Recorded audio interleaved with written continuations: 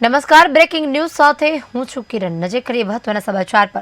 તો વડગામ તાલુકાના બાહી આંગણવાડી મામલે આંગણવાડી કેન્દ્ર 6 ની આજુબાજુ ગંદકીનું સામ્રાજ્ય જોવા મળ્યું। આંગણવાડીની દિવાલ પર લખેલા સૂત્રો જૂઠા સાબિત થયા।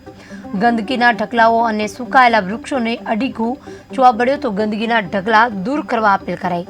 આંગણવાડીની બહેનો અને ગામ લોકોએ કરી માંગ।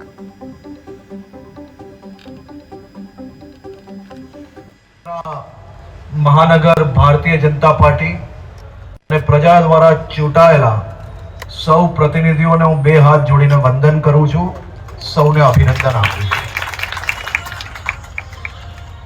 लोकसभाની ચૂંટણીમાં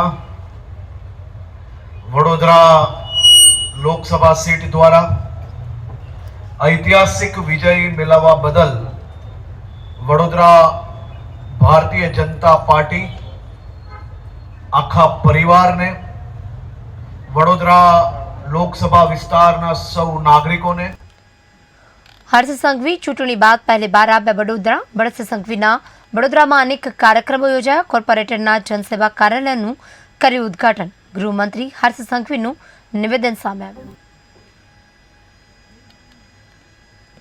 હર્ષ સંઘવી પ્રથમવાર ચૂંટણી બાદ વડોદરાની મુલાકાતે કાર્યક્રમમાં હાજરી આપી। તો આ સાથે ગૃહમંત્રી હર્ષ સંઘવી નિવેદન આપ્યું હતું।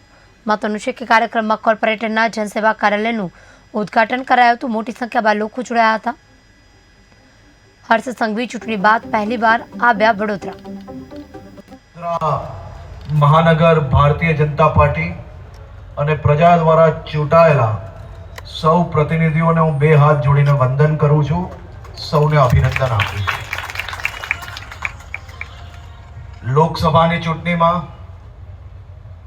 वडोदरा लोकसभा सीट द्वारा ऐतिहासिक विजय मेळववा बदल वडोदरा भारतीय जनता पार्टी आखा परिवार ने वडोदरा लोकसभा विस्तारना सौ नागरिकों ने અને वडोदरा लोकसभा क्षेत्रना सांसद श्री हेमांगभाई जोशी ने હું ખૂબ ખૂબ અભિનંદન આપું છું।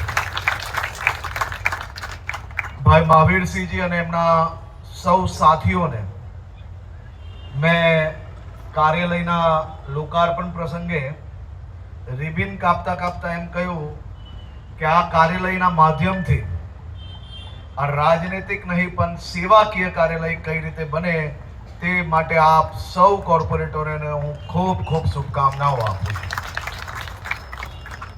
વડોદરા નગરમાં भारतीय जनता पार्टी ना सौ चूंटाયેલા प्रतिनिधिओं द्वारा वडोदराना एक पछी एक महत्वना प्रोजेक्ट पर जे प्रकारे कामगीरी करवामां आवी रही है।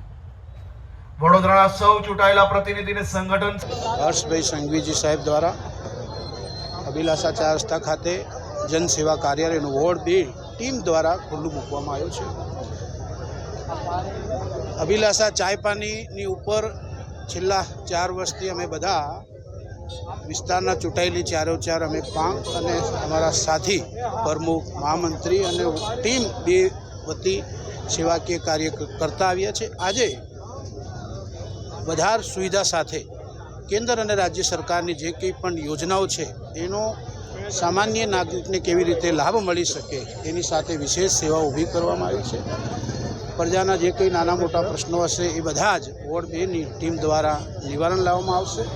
આ કાર્યાલય જે છે એ હું માત્ર નિમિત્ત છું।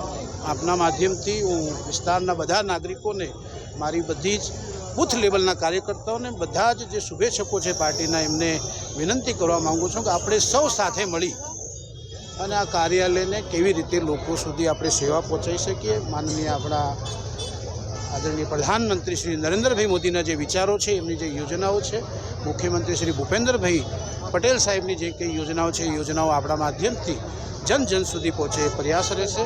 આવો આપણે સૌ સાથે મળી વોર્ડ 2ના કાર્યાલય પર વિવિધ પ્રકારની સેવાઓનો લાભ પહોંચાડીએ। આજે જ્યારે વિસ્તારના બધા મહાનગર ભારતીય જનતા પાર્ટી અને પ્રજા દ્વારા ચૂંટાયેલા સૌ પ્રતિનિધિઓને હું બે હાથ જોડીને વંદન કરું છું, સૌને અભિનંદન આપું છું। લોકસભાની ચૂંટણીમાં વડોદરા લોકસભા સીટ દ્વારા ઐતિહાસિક વિજય મેળવવા બદલ વડોદરા